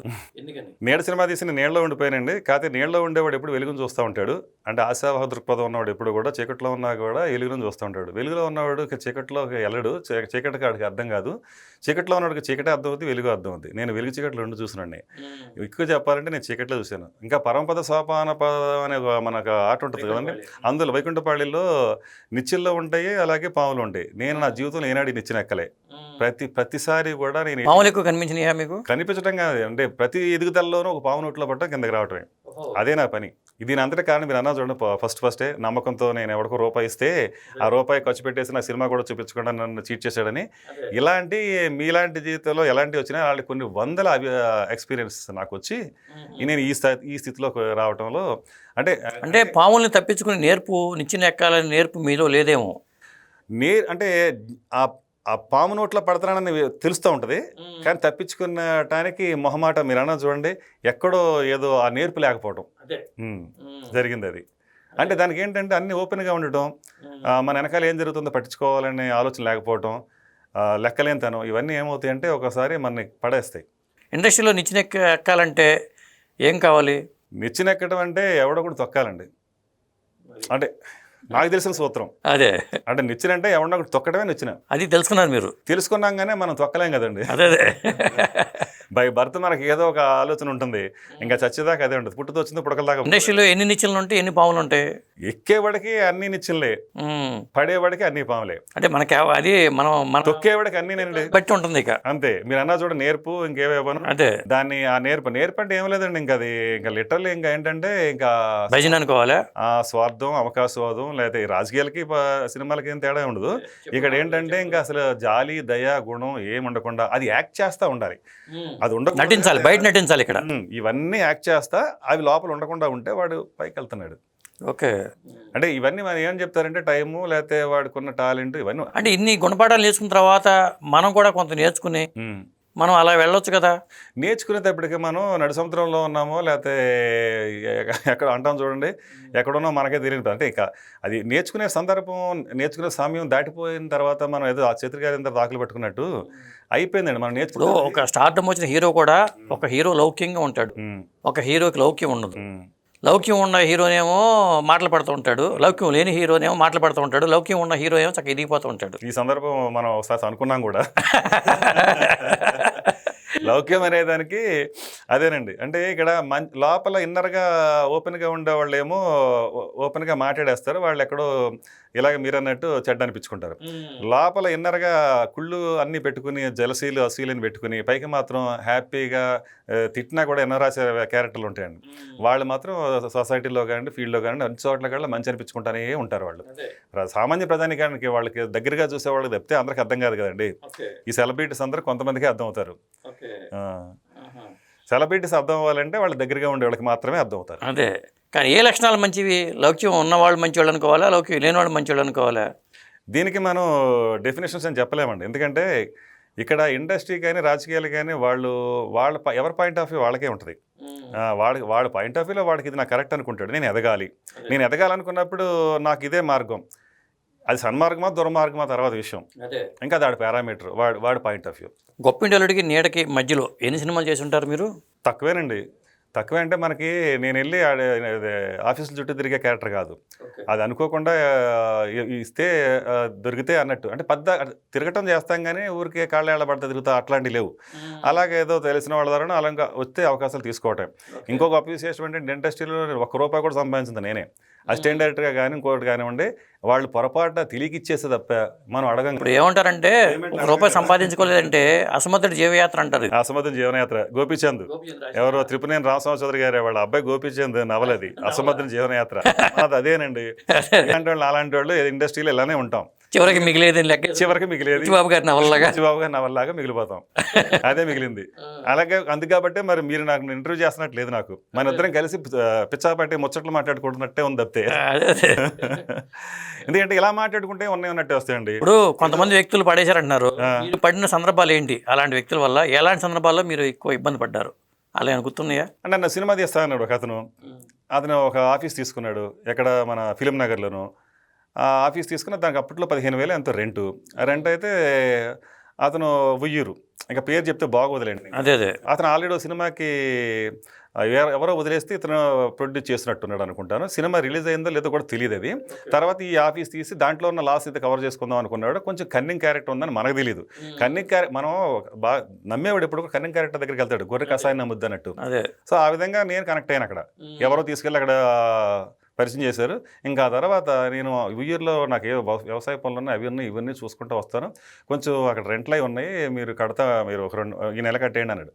అది కట్టేసాం. ఆశ కదా, ఇంకో నెల కట్టేయండి అన్నాడు. మన డబ్బులు ఎక్కడండి, మనం బతకడానికే లేని పరిస్థితి అప్పుడు. అలాగే నెలకు 15,000 అంటే అప్పుడు నాకు 10,000 పెడితే మన ఇంట్లో అయిపోతాయి అన్నీ. ఆ సందర్భంలో అలాగే అప్పు చేయటం అంటే మన మెహర్బానీలు మనకు అంటే అదేనండి ఆశ. ఆ సినిమా పట్టాలెక్కలను దక్కిందా? పట్టాలు కాదండి, నాకు దగ్గర ₹1,00,000 నాకు బ్యాండ్ వేసి పక్క తప్పుకున్నాడు. పట్టాలు తప్పించారు. ఆ ₹1,00,000 తెచ్చడానికి మనం నానా తిప్పలు పడాలి. ఇలాగా చాలా ఉంటాయండి, ఒకటి కాదులేండి. ఇక అంటే డైరెక్షన్ డిపార్ట్మెంట్లో పనిచేసే వాళ్ళందరూ కూడా పాపం ఇట్లా స్ట్రగుల్ అవుతూనే ఉంటారేమో. ఆల్మోస్ట్ 99% స్ట్రగుల్ అవుతారండి. ఎవరిలో 1% బోయపాటి సీన్లో లేకపోతే పూరి జగన్నాథ్ అనిల్ రావిపూడి లాంటి వాళ్ళు పైకి వస్తారు. అయిన వాళ్ళ గురించి జనం చెప్పుకుంటారు, అవన వాళ్ళ గురించి మనం చెప్పుకున్నా ఎవడండు. మరి నీడ అనే పేరుతో ఆల్రెడీ ఒక సినిమా ఉంది కదా, ఆ పేరుతో. నీడ దాసనారాయణ గారిది. అవును. యాక్చువల్గా దానికి వేరే అంతకుముందు టైటిల్ అంతకుముందు అనుకుంటే ప్రొడ్యూసర్స్ నచ్చలేదు. అప్పుడు వేరే ఆ సినిమా కథకు అనుగుణంగా ఉండటం కోసం అని చెప్పేసి ఆ క్యారెక్టర్ కొంచెం దగ్గరగా ఉంటుందో అట్లా ఆ క్యారెక్టర్ పెట్టాము. దానికి కూడా జస్టిఫికేషన్ ఇచ్చాను ఆ సందర్భంలో. అయితే నీడ యాక్చువల్లీ కనుడు చావు కారణాలు అంటారు చూడండి, అంటే చెప్తే ఇప్పుడు వినరు. అంటే మరి చెప్పినా విన్నా వినపని చెప్పుకోవాలి, ఇప్పుడు సందర్భం వచ్చింది కాబట్టి. ఆ సినిమాకి నేను యాక్చువల్గా చాలా తక్కువ రోజులే పనిచేశాను. 18 రోజుల్లో ఆ సినిమా కంప్లీట్ చేయాల్సి వచ్చింది. దట్టు రెండోది నైట్ ఎఫెక్ట్ అంతాను. అందులో ఇనార్బిట్ మాల్లో సెల్లార్లో చేయాల్సిన పరిస్థితి. అక్కడ 11 గంటలు పెడితేనే కానీ అవుట్డోర్ యూనిట్ లోపలికి అలౌ చేయని పరిస్థితి. పొద్దున్న 5 గంటలకల్లా ప్యాకప్ చెప్పేయాలి. ఇలాంటి సందర్భంలో అక్కడేమో సెల్ ఫోన్లు కూడా అప్పట్లో సిగ్నల్స్ బాగుండక, అప్పుడు ఇప్పుడులాగా కాదు కదా, పని చేసే కాదు, ఎవళ్ళు సహకరించేవాళ్ళు కాదు. నైట్లో నేను వన్ మ్యాన్ ఆర్మీ లాగా నాకు నేనే ఉండి ఫైట్ చేసుకుని ఆ ఆర్టిస్టులతో అలాగే ఏదో మొత్తానికి అలా గట్టెక్కిచ్చాను సినిమాని. నాకున్నంత వరకు, నాకున్నంత అవకాశాలు, నాకున్న బడ్జెట్లో నేను ఉన్నంత వరకు నేను అంటే ఆ ప్రొడ్యూసర్ చెప్పిన దాన్ని బట్టి నేను మార్చిలో రిలీజ్ చేయాలంటే నేను ఆ సినిమాని వేగవంతంగా పూర్తి చేయాలి కాబట్టి జనవరి సంక్రాంతి కంటే ముందే ఫినిష్ చేసేసుకున్నాను. నేను అసలు విషయం ఏంటంటే షూటింగ్ టైంలో రెస్ట్ చూసుకుంటా కూడా లేదు నాకు. అంటే ఒక్క రోజు నాకు దొరికితే రెస్ట్ చూసుకునే పరిస్థితి, అది కూడా లేకుండా కంటిన్యూ చేయాల్సి వచ్చింది. సినిమా అంత అయిన తర్వాత డబ్బింగ్ అదే ఎడిటింగ్ వెళ్ళే వరకు నాకు అసలు ఏముందో తెలియదు. ఇంకా అవుట్పుట్ కొంత కావాలి కానీ బడ్జెట్ లేదు. సినిమాకి డ్యూరేషన్ తక్కువ వస్తుంది. అలాగే సెకండ్ హాఫ్లో కొన్ని ఇంకా సీన్లు తీయాల్సి ఉన్నాయి. బడ్జెట్ లేదని చేతులు ఎత్తేస్తే ఇక మనం ఏం చేయాల్సి వస్తుంది.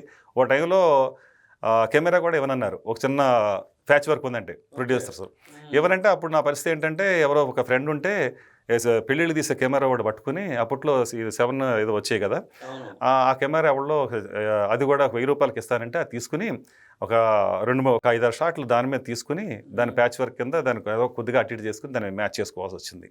అలాగా ఈ సినిమా కష్టాలు అంటారు. అదే సినిమా కష్టం అందరికీ ఉంటాయి, నాకే కాదు, నేను ఒక్కడనే దానికి అతీతుడేం కాదు. ఎందుకు ఈ కష్టాలను తెలిసిన కూడా దాంట్లోకి వస్తారు మీరు అందరూ? అయితే ఆ సినిమా నేను చెప్తానండి, ఇది కూడా చెప్తాను. దాంట్లో సినిమా పూర్తి అయిపోయిన తర్వాత యాక్చువల్గా ఏప్రిల్లో రిలీజ్ అయ్యి ఉంటే అద్భుతంగా సినిమా వర్కౌట్ అయ్యి ఉండేది. ఎందుకంటే సమ్మర్ కాబట్టి. అది జనరల్గా అందరు ప్రొడ్యూసర్ చేసినట్టుగా ఈ సినిమాకి కూడా టేబుల్ మీద బిజినెస్ అయితేనే ముందుకెళ్దామన్న కాన్సెప్ట్లో ప్రొడ్యూసర్స్ ఆగిపోవటం, ఆ సినిమా డిలే అయిపోవటం, రాంగ్ టైం సెప్టెంబర్లో సినిమా రిలీజ్కి వెళ్ళటం, అప్పుడు ఆంధ్ర తెలంగాణ ఇష్యూస్, థియేటర్స్ ముందు వంటలు వార్పులు, సినిమా రిలీజ్ కాని పరిస్థితులు, రిలీజ్ అయినా కానీ మూకుమ్మడిగా 10 సినిమాలు రిలీజ్ అవ్వటం, అందులో గుంపులో గోవిందంలాగా గంపకొత్తగా రిలీజ్ అయిన సినిమాల్లో మందోటి కావటం, పబ్లిసిటీ లేకపోవటం, మంచి సినిమా కూడా బ్రీత్ తీసుకోలేని పరిస్థితుల్లో మన బ్రీత్ని ఆపేసింది. నీడలో ఉండిపోయింది, అది సినిమా నీడలో ఉండిపోయింది, మీరు నీడలో ఉండిపోయాం. మీరు ఎందుకు ఇలాగా వస్తారు, మీరు ఎలా కష్టాలు పడినా కష్టాలని తెలిసినాక ఎందుకు వస్తారు అన్నారు. అదే గుర్తుంది. అయితే ఇదేమంటారంటే దానికి ఎలా చెప్పాలో కూడా అర్థం కావట్లేదు. అందరి ద్రాక్ష పొలన అని, ఆ ద్రాక్ష అందే వరకు మనది అందినా ద్రాక్ష పొలనే, అందినా కూడా ద్రాక్ష పొలనే కదా. కానీ అది సామెత కాబట్టి ఆ అందిన ద్రాక్ష కోసం అరులు దాచడమే మనిషి జీవితం అండి.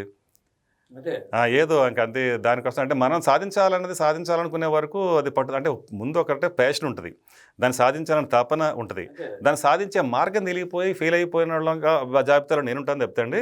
ఆ ప్యాషన్ అది ఎక్కడికి పోతుంది. ఇప్పుడు రాజమౌళి గారితో పనిచేసిన ఒక వ్యక్తి, డైరెక్షన్ డిపార్ట్మెంట్ పనిచేసిన వ్యక్తి, రాజమౌళి గారేమో ఆ స్థాయిలో ఉన్నారు, ఆయనకి ఇంకా పేరు రాలా. ఈ సందర్భంలో మాట్లాడాలండి, ఇది సందర్భాన్ని కాదు. మీరు ఇలాంటి అన్ని ఒక రాజమౌళి దగ్గర డైరెక్టర్లు ఇలా అవ్వలేదో, లేకపోతే ఇంకొక డైరెక్టర్ ఇలా అని అంటున్నారు చూడండి.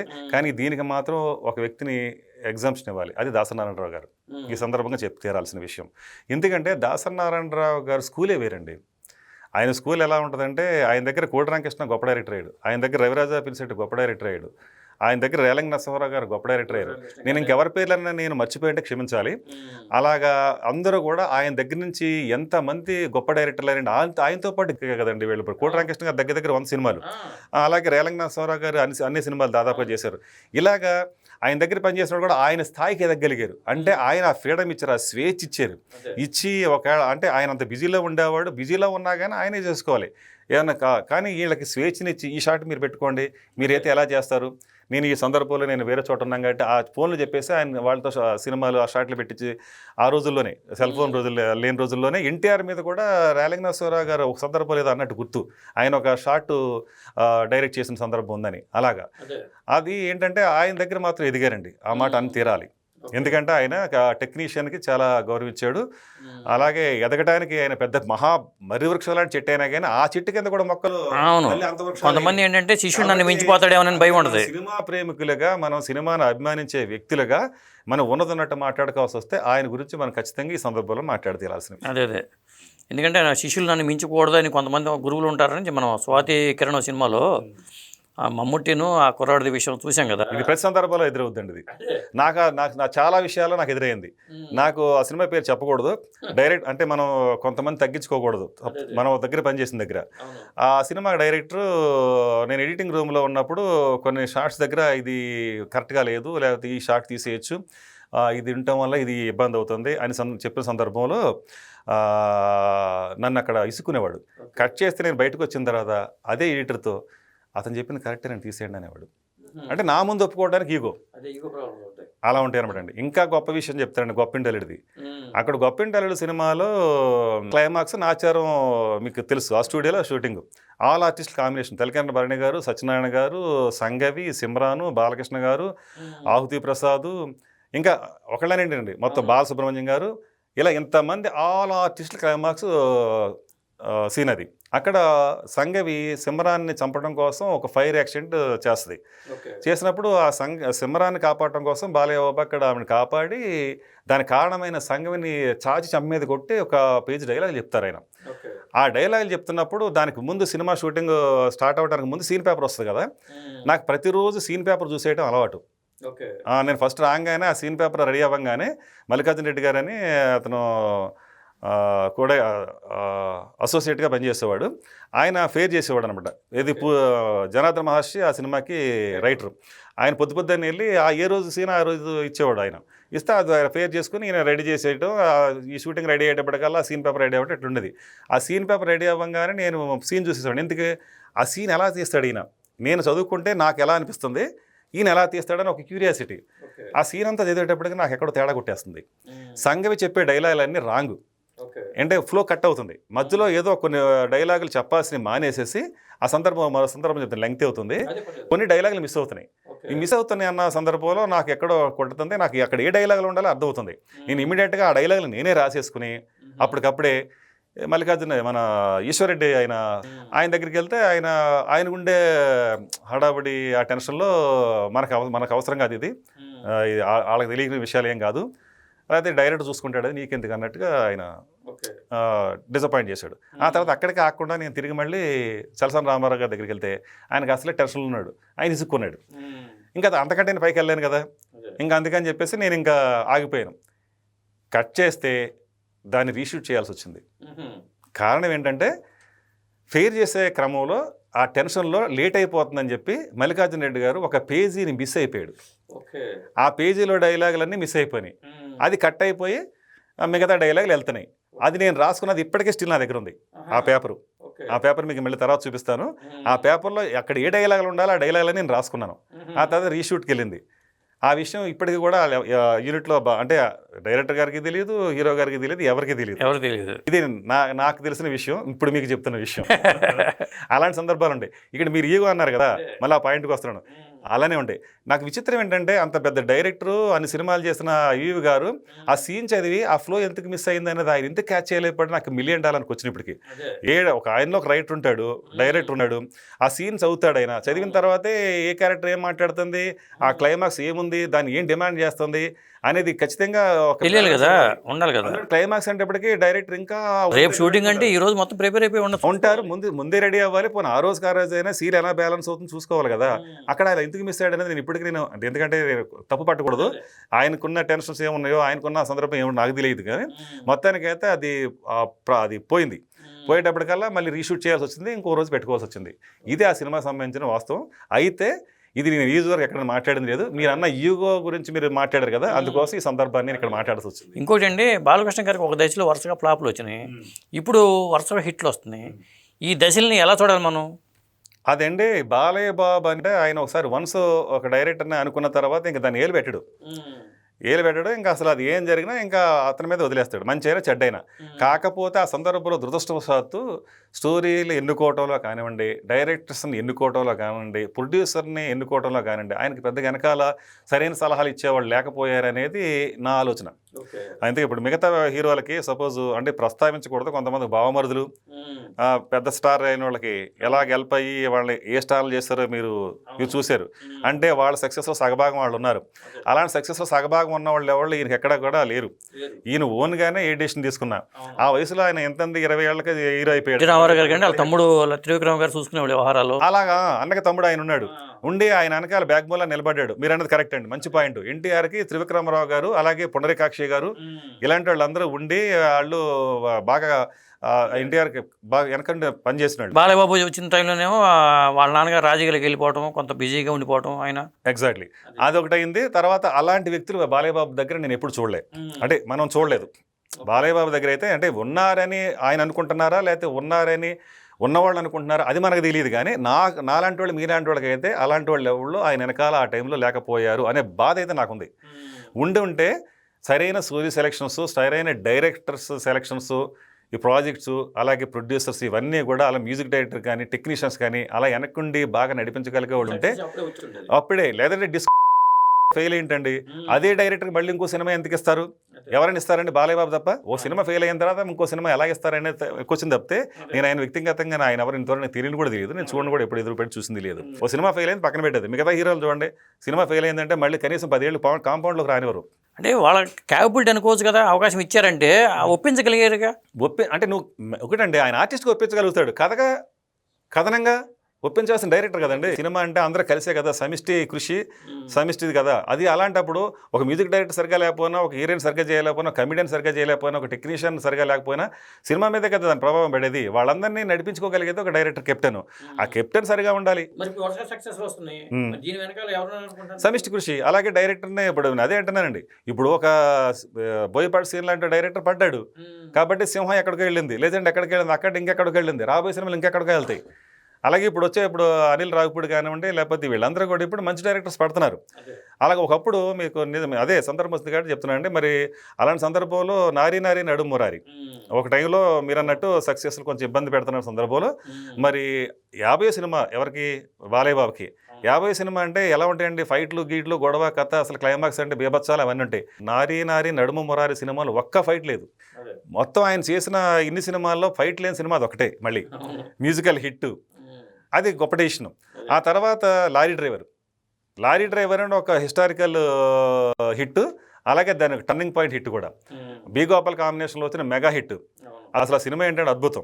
ఆ తర్వాత ఆయనతో చేసిన సినిమా సమరసింహారెడ్డి కానివ్వండి, నరసింహనాయుడు కానివ్వండి, ఇండస్ట్రీ రికార్డ్స్.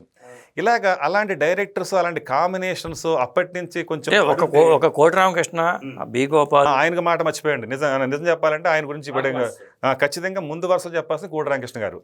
అప్పుడు డిస్కో డాన్సరు, తర్వాత సాహసమే జీవితం, అలాగే తర్వాత జననీ జన్మభూమి 3 వరుస ఫ్లాప్లు అయినాయి. ఈ 3 వరుసల ఫ్లాప్ తర్వాత ఇంకంతా కూడా ఇంక అయిపోయింది, బాలయ్య పని ఏం లేదు. ఇంకా అది ఎన్టీఆర్ కొడుకు ఏదో 2-3 సినిమాలు చేస్తాడు, ఇంకా తర్వాత తెరమరుగే అనేలాగా నీచాతినీచంగా వెనకాల విమర్శించే నోళ్ళు 1000 నోళ్ళు అయిపోయినాయి ఒక్కొక్క నోరు. అలా మాట్లాడిన సందర్భంలో కోటి రామకృష్ణ మంగమ్మ మనవడు వచ్చేసి మొత్తం వాళ్ళ నోళ్ళు ముయించింది ఆ సినిమా. నేను రాసిన పుస్తకంలో కూడా నోళ్ళు ముయించిన విజయంగా దాన్ని ఏదో టైటిల్ పెట్టి కూడా నేను దాన్ని తీసుకెళ్ళాను. అది మంగమ్మ గారు మనవడు. ఆ సినిమా తర్వాత ఇంకొక బడ మాట్లాడింది లేదు. ఆ తర్వాత ముద్దుల కృష్ణయ్య కానివ్వండి, తర్వాత మువ్వగోపాలుడు కానివ్వండి, ముద్దుల మావయ్య కానివ్వండి, ముద్దుల మేనల్లుడు కానివ్వండి, ఆ సిరీస్ ఆ కాంబినేషను అది ఎలా వెళ్ళిందో అందరూ చూసినట్లే. అలాగా తర్వాత 1986లో వచ్చిన వరుసగా 6 హిట్లు కానివ్వండి, భార్గవరావుడు, తర్వాత ఈ సినిమాలు వరుస, ఇవన్నీ అందరికి గుర్తున్నవే. కాకపోతే నేనేమంటానంటే ఒక అభిమానిగా ఆయన అభిమానించే, ఆయన కుటుంబాన్ని నందమూరి వంశాన్ని అభిమానించే అభిమానిగా అప్పట్లో కొన్ని సరైన నిర్ణయాలు పడకపోవటం, వెనకండి ఆయన ఇంకా సక్సెస్ వైపు నడిపించే ఒక చేయి ఆయన పట్టుకుని ముందుకు తీసుకెళ్ళకపోవటం అనేది జరిగిందని నాలాంటి మీలాంటి అభిమానుల. ఇప్పుడు చాలామంది ఏమంటున్నారంటే వాళ్ళ చిన్నమ్మాయి తేజస్విని కూడా వాళ్ళ వెనకాల ఉండడం వల్ల బాలయ్య ప్రతి విషయంలోనూ గైడ్ చేస్తున్నారు అనే మాట కూడా అంటున్నారు. బహుశా అది కూడా కొంత కారణం ఉండొచ్చు. అన్స్టాబుల్ హోస్ట్గా ఆయన సక్సెస్ అయ్యారంటే వాళ్ళ చిన్నమ్మాయి కూడా మీరు అప్పుడు ఎవరో వాళ్ళు తోడు లేరు అన్నారు కదా, బహుశా ఆ విధంగా ఒక విధంగా భర్తీ చేస్తున్నారు అనుకుంటున్నాను నేను. అదేనండి, ఆయన ఇప్పుడు బాలయ్య బాబు కూడా సందర్భాలు అన్నారు మీరు చూసినంత వేరేగా చూడబోయేది వేరని. సో ఇదే దానికి కారణం కూడా కావచ్చు. అంటే రాబోయే రోజుల్లో ఆయన ఇంకా తన పైనాన్ని, తన గమ్యాన్ని, తన గమనాన్ని నిజంగానే మార్చుకున్నాడు ఆయన అన్స్టాపబుల్ నుంచి. అలాగే ఇవన్నీ ఇప్పుడు ఒకటిగా ముందుకి ఆయన తాను ఇంకా బిల్డ్ చేసుకుంటూ వెళ్తున్న క్రమం. ఇంకా రాబోయే రోజుల్లో ఇంతకు పదింతలుగా బాలయ్య బాబు తాన్ని ప్రజల ముందుకు తీసుకెళ్లే పరిస్థితి కనిపిస్తుంది. ఎందుకంటే అక్కడ ఆ విషయంలో మళ్ళీ రామారావు గారిని మించి కొద్దిగా ముందుకేసారు అనుకోవాలి. ఎలా? ఎందుకంటే రామారావు గారేమో 60 సంవత్సరాల తర్వాత రాజకీయాలకు వెళ్ళిపోయి సినిమాలకు వచ్చి చెప్పేశారు కదా. బాలయ్య బాబు ఏంటంటే 65 ఏళ్ల వయసులో కూడా స్టార్డమ్తో ఉన్నారు. అంటే ఇక్కడ ఒకటండి, ఎన్టీఆర్ రాజకీయాలకు రాకపోతే ఆయన జీవితకాలం స్టార్డమే ఉంటాడు. అంటే ఆయనతో అదే నేను చెప్పేది కూడా, ఆయన రాజకీయాలకు వెళ్ళటం వల్ల ఆయన ఒక విధంగా చెప్పాలంటే మనం కోల్పోయాం. అంతేనండి, మనం కోల్పోయాం నిజంగానే. నేను అసలు ఎన్టీఆర్ ఇండస్ట్రీ నుంచి వదిలిపెట్టి సినిమాలకు వెళ్తున్నప్పుడు నా 7th క్లాస్లో నేను వెక్కి ఏడ్చునండి. ఎందుకంటే సినిమాలు వదిలేయడానికి నాకు ఇష్టం లేదు. రాజకీయాలకు వెళ్ళి ప్రజలు సేవ చేయటం అనే అది పక్కన పెట్టేయండి. ఇప్పుడు అభిమానులు ఎలా ఉంటుందంటే సినిమాలు మానేస్తాడా నా ఆరాధ్య దైవం అంటే ఎంత బాధ చేస్తుంది. అలాగా ఆయన సినిమాలు మానేసటానికి మీరు అన్నట్టు ఆయన మామూలు స్టార్ కదండి. ఇండియాలోనే అత్యంత హయ్యెస్ట్ పారితోషికం 25 లక్షలని కొంతమంది చెప్తారు, కానీ 30 లక్షలు. ఎందుకంటే అడ్వాన్స్ ఉంది. ఇవాళ బాలయ్య బాబు తీసుకున్న నిర్ణయాలు లాంటివి ఆ రోజు ఎన్టీ రామారావు గారు తీసుకుంటే, ఇలాంటి పాత్రలని ఆ రోజు ఎన్టీ రామారావు గారు తీసుకుని ఉంటే, ఏజ్ తగ్గ పాత్రలు ఎంచుకుంటూ ఎలా ఇప్పుడు మీరు అప్పుడు ఎంచుకుని ఉంటే అద్భుతమైన కళాఖండాలు వచ్చాయి. అవుననుకోండి, ఎప్పుడు ట్రెండ్ అప్పుడే. కానీ అప్పటికి ఆయన చేసిన పాత్రలు కూడా అలాంటివి. ఇప్పుడు ఒక సుయోధనుడు పాత్ర ఎలాంటిదండి, ఇప్పుడు ఎవరైనా చేయగలుగుతారా? ఎంచుకుంటే అంటున్నారు కదా. ఇప్పుడు జస్టిస్ చౌదరి ఎంచుకుంటే కాదండి, ఎంచుకున్నాడు కాబట్టి సీతారామ కళ్యాణంలో రావణాసుడి పాత్ర చేశాడు, ఎంచుకున్నాడు కాబట్టి దానవీర సూరకర్ణంలో సుయోధనుడి పాత్ర చేశాడు, ఎంచుకున్నాడు కాబట్టి శ్రీమద్ విరాట పర్వంలో కీచకుడి పాత్ర చేశాడు. కీచకుడి పాత్ర ఎవడైనా చేస్తాడండి. అలా ఎంచుకోబట్టేనండి ఆయన. చివరి దశలో సర్దార్ పాపారాయుడు కానీ, బొబ్బిలి పులి కానీ, లేకపోతే గజి దొంగ కానీ, ఇలా తీసుకుంటే జస్టిస్ చౌదరి కానీ, కొండవీటి సింహం కానీ ఒక పవర్ఫుల్ పాత్రలు ఇవన్నీ. అలా చేసుకుంటూ ముందుకెళ్ళిపోయినా అంటే మన అభిమానులకు ఏమవుతుందంటే ఇంకా ఉంటే ఇలాంటి పాత్ర అద్భుతమైన వచ్చేవి కదా అనిపిస్తుంది మనకి. అదే కదండి ఇప్పుడు చెప్పేది.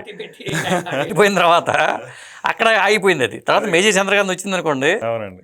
నాదేశ సినిమా కూడా ఎన్ని రోజులండి, లాస్ట్లో సినిమా వద్దని చేద్దామని లేదు ఆయనకి.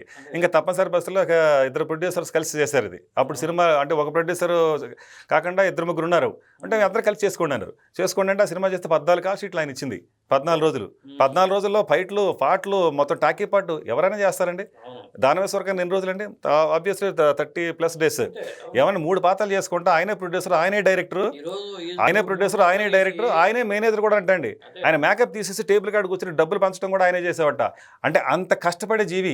అలా కాబట్టే నిరంతర నిత్య కృషివరుడు కాబట్టి, శ్రమను నమ్మినవాడే కాబట్టి, జనాన్ని నమ్మినవాడే కాబట్టి అలా చేయగలిగాడు. ఇప్పుడు ఈ రోజులో 3 సంవత్సరాల సినిమా తీసి కూడా అలాంటి కళాగణం రావట్లా. ఏది ఎక్కడి నుంచి వస్తాయండి? అయిపోయిందండి. ఇప్పుడు తోడేసిన తర్వాత ఇక బావిలో నీళ్ళు అయిపోయినాయి అంటారు చూడండి, అట్లా అయిపోయింది ఇండస్ట్రీ పరిస్థితి. అంతా అయిపోయింది. ఎన్టీఆర్తోనే సినిమా మొదలైంది, ఎన్టీఆర్ సినిమా ముగిసిపోయిందని నేను నమ్ముతానండి. ఎందుకంటే ఆయన స్టార్డమ్ ఎలాంటిదండి, నేను అది ఇందాక ఒక మాట మీరు కట్ అయింది. ఆ రోజుల్లో నాదేశ సినిమాకి ఆయన తీసుకున్న రెమ్యునరేషను అక్షరాల 30 లక్షలు. అంటే 25 లక్షలు అంటారు, ఇంకొక 5 లక్షలు అడ్వాన్స్గా ఉందనేది కౌంట్ తర్వాత చేసి కొంతమంది చెప్తుంటారు. అప్పటికి దరిదాపుల్లో కూడా ఎవరు, అమితాబ్ బచ్చన్తో సహా దరిదాపులు తెలుగు ఇండస్ట్రీలో అయితే ఎవరూ లేదని అనుకోండి. అందరూ 2 అంకెలు కూడా లేరు, అప్పటికి 2 అంకెలు కూడా లేరు. ఆ తర్వాత హీరోలు ఎవరు? ఇప్పుడు ఇవాళ ప్యాన్ ఇండియా సినిమా అంటున్నారండి, ఆయన సినిమాలన్నీ ప్యాన్ ఇండియా సినిమాలే. అన్నీ అలాంటివి. లవకోసం ఎలాంటిదండి, బళ్ళు కట్టుకుని కొన్ని వందలు మాయాబజార్ కానీ, లవకుశ కానీ, అది తీసి దానవేర సూరం కానీ, అవన్నీ ప్యాన్ ఇండియా సినిమాలే కదా. అంతే కదండి. ఆ సినిమా ఇప్పుడు అప్పుడు సినిమాలతో పోల్చుకుంటే ఇప్పుడంటే ఇప్పుడు మార్కెటింగ్ టెక్నిక్ అప్పుడు తెలియలే, ఇప్పుడు ప్రపంచవ్యాప్తంగా రిలీజ్ అవుతున్నాయి. అప్పుడు కేవలం తెలుగు ప్రేక్షకులు మాత్రం ఉంటే ఆ మార్కెటింగ్ టెక్నిక్ తెలియకపోవడం వల్ల కొంత అలా జరిగింది. అప్పుడుకున్న నాలెడ్జ్ అంతే తెలుసు కాబట్టి అప్పటికే అది చాలా గొప్ప విషయం. అది మామూలు విషయం కదండి. కనకవర్షాలు కురిపించే కదండి సినిమాలు. ఎన్టీఆర్ సినిమా అంటే టేబుల్ ప్రాఫిటే. ఇంకా అలా ఫిక్స్ అయిపోయి సినిమాలు చేసుకున్నారు సందర్భం. ఏంటండి పెళ్ళిళ్ళు, సినిమా వాళ్ళకి పెళ్ళిళ్ళు అవ్వంటారు కదా, మీ పెళ్లి ఎలా జరిగింది, అసలు ఏంటి, మీకు ఎలా పిల్లనిచ్చారు? సినిమా ఫీల్డ్ ఉన్నారు కాబట్టి. నేను పెళ్లి చేసుకుని ఇండస్ట్రీకి వచ్చానండి. సో దానివల్ల నాకు ఏ ఇబ్బంది లేదు. నేను పెళ్లి తర్వాత ఇండస్ట్రీకి వచ్చాను కాబట్టి నాకు పెళ్ళి అంటే, కాకపోతే నేను ఈ సందర్భంలో నేను చాలామందికి సలహా ఇచ్చేవాడిని. పెళ్ళి కానీ ప్రసాద్ లాగా ఉన్న ఇండస్ట్రీలో నాకు కొంతమంది ఫ్రెండ్స్కి పేర్లు చెప్పడం బాగుండదు. ఒకళ్ళిద్దరికి నేను సలహా ఇచ్చాను, జీవితంలో ఏది జరిగినా ఏది జరగకపోయినా పెళ్ళి అనేది జరగాలి. ఎందుకు జరగాలంటే మన జీవితంలో తర్వాత మనకి చివరి దశలో మనకంటూ కుటుంబం ఉండాలి, మనకంటూ మన పలకరించేవాళ్ళు, లేవదీసేవాళ్ళు, పెట్టేవాళ్ళు, తిట్టేవాళ్ళు ఎవరో ఒకళ్ళు అంటూ లేకుండా జీవితం. అంటే మీ జనరేషన్ డైలాగ్ అది, దుర్భరమైంది. మీ జనరేషన్ డైలాగ్ ఈ రోజులో పెళ్ళి అలా అంటారా అని నేను చెప్తే ఒక ఫ్రెండ్ విన్నాడు, చేసుకున్నాడు. బట్ ఇప్పటికి ఇండస్ట్రీలో ఉన్నాడు, పోరాడుతూనే ఉన్నాడు. కాకపోతే పెళ్ళి అనేది చేసుకోవటం వల్ల ఒక సినిమా వాళ్ళు అదే అలా చేయాలి మీరు చెప్పినట్టుగా. ఇంటర్మీడియట్ చదివే ఒక కొడుకు ఎదిగొచ్చాడు, రేపొద్దున అతనికి తోడు నీడ అన్నీ అవుతారు కదండి. అది మాత్రం ఖచ్చితంగా పెళ్ళి అనేది చాలా అవసరం అని ఇప్పుడు చెప్తూ ఉంటాం. సినిమాల పరంగా కానీ మనం చూసినా కానీ ఆ సినిమా వాళ్ళకి అవసరమే. అయితే ఒకటండి, చెప్పండి. ఈ రోజుల జనరేషన్ ఏంటంటే అసలు పెళ్ళి వద్దు, ఎందుకు వచ్చిన తిప్పలు ఇవని అనే టైపులో వచ్చేసారు ఇప్పుడు. అంటే లైఫ్లన్నీ కొన్ని ఎవరి లైఫ్ వాళ్ళకి, వాళ్ళ పాయింట్ ఆఫ్ వ్యూ వాళ్ళకి ఉంటుంది. వెక్స్ అయిపోయిన కొంతమంది నేను బాధపడుతున్నాను కదా, నాతో పాటు ఇంకొకరు బాధ పెట్టాలా అని కొంతమంది అనుకుంటారు. అంటే అక్కడ ఏంటంటే హోప్లెస్ అయిపోయి ఇంకా అలా ఉండేవాళ్ళు వాళ్ళ పాయింట్ ఆఫ్ వ్యూ అది కరెక్టే కూడా ఉంటుంది ఒక సందర్భాన్ని బట్టి. అంటే నేను ఇది కరెక్ట్ అని, ఇది రైట్, ఇది రాంగ్ అని మనం చెప్పలేం కానండి. ఎవరి ఎక్స్పీరియన్స్ వాళ్ళకు ఉంటుంది. అంతేలేండి, టైం బట్టి మారుతూ ఉంటుంది అంత. అంతే కదండి. మరి ఇప్పుడు దాకా 25 ఏళ్ళుగా ఇండస్ట్రీలో ఉన్నారో అది ఓకే. ఇప్పుడు ఏం చేస్తున్నారో ఇంకేం చేద్దాం అనుకుంటున్నారు? అదేండి, ఇందాక మనం బాలయ్యబాబు బుక్ గురించి మనం అనుకున్నాము మాటల సందర్భంగా. నా ఉద్దేశం ఏంటంటే ఇంకా జూన్ 10వ తారీఖుకి బాలయ్యబాబు బర్త్డే ఉంది కాబట్టి, అలాగే పద్మభూషణ్ అవార్డు వచ్చిన సందర్భంగా నేను కూడా ఒక చిరుకానుకగా నా వంతు నేను ఆ పుస్తకాన్ని ఈ రాబోయే 3 నెలల్లో పూర్తి చేసి, అలాగే అభిమాన చేతుల్లోకి కానీ పాఠకుల చేతుల్లో కానీ ఆ పుస్తకాన్ని తీసుకెళ్లే ఒక సంకల్పాన్ని అయితే తీసుకుందాం అనుకుంటున్నాను. దాని తర్వాత ఇంకా ఇండస్ట్రీ నుంచి మనం కొద్ది రోజులుగా కొన్నాళ్ళుగా పక్కకున్నాం కాబట్టి, అంటే ఏదైనా సరే సినిమా ఇండస్ట్రీలో ఒక మాట ఉంది, ఇక్కడికి వచ్చినవాడు ఇక్కడే అన్నీ చచ్చేదాకా ఇక్కడే ఉండాలనుకుంటాడు అనేది. అలాగా ఏ సినిమా ఇండస్ట్రీకి వచ్చిన ఏ వ్యక్తి అయినా, ఏ టెక్నీషియన్, ఏ ఆర్టిస్ట్ అయినా అదే అనుకుంటాడు, నాలాగనే మీలాగనే అందరిలాగానే. అదే ఉద్దేశంతో రాబోయే రోజుల్లో అన్నీ అనుకూలిస్తే ఒక ప్రాజెక్ట్ని, కథలైతే నేను సిద్ధం చేసుకుని ఉన్నానండి. అవకాశం కుదిరితే, దొరికితే ఖచ్చితంగా మరి మీరేంటి ప్రూవ్ చేసుకోవాలనుకుంటున్నారు? చేసుకోవటం కోసం అనుకుంటున్నాను. ఎందుకంటే ఈ రంగంలో మీరు 25 ఏళ్ళుగా ఉన్నారు కాబట్టి ఆ అనుభవం అనేది ఇప్పుడు మనకు చాలా ఉపయోగపడుతుంది. ఎందుకంటే ఆ అనుభవమే ఎప్పుడైనా సరే జ్ఞానానికి జనకుడు అంటారు. అవునండి. కాబట్టి మీకు ఆ సాహిత్య పరిజ్ఞానం కూడా ఉంది కాబట్టి మీ నుంచి మళ్ళీ అద్భుతమైన కళాఖండ వేదన రావాలని కోరుకుంటున్నాను. మీ నీడలో ఉండిపోయారు కాబట్టి నీడలోంచి వెలుగులోకి రండి. ఎందుకంటే నీడ సినిమా మరి ఆ టైంలో ఆ నీడ వచ్చింది. ఆ నీడ నుంచి ఎప్పుడైనా సరే నీడ 10 ఏళ్ళు నన్ను కప్పింది. ఆ నీడ నుంచి వెలుగులోకి వచ్చేసిన తర్వాత ఖచ్చితంగా సక్సెస్ ఉంటుంది. ఒక్క సినిమా హిట్ వస్తే ఆటోమేటిక్గా జీవితం తెల్లారిపడి మారిపోద్దండి. సినిమా ఫీల్డ్లో నేను చూస్తున్నా కదా, మీరు చూసుంటారు, రాత్రి జీవితాలు మారిపోతూ ఉంటాయి. అది కాబట్టి ఎవరికి ఎప్పుడు ఏ టైం రాసినదో తెలియదు. ఇక్కడ ఆవగింజంత అదృష్టం ఉండాలంటారు. అవునండి. ఆవగింజంత అదృష్టం ఇప్పుడు వచ్చిందనుకోండి, మీరు ఆ బుక్ చేస్తున్నారో అది మంచి ప్రయత్నం. ఖచ్చితంగా మీకు సక్సెస్ కావాలని కోరుకుంటున్నాను. థ్యాంక్ యూ అండి. తప్పకుండా సంతోషం. నమస్కారం. నమస్తే.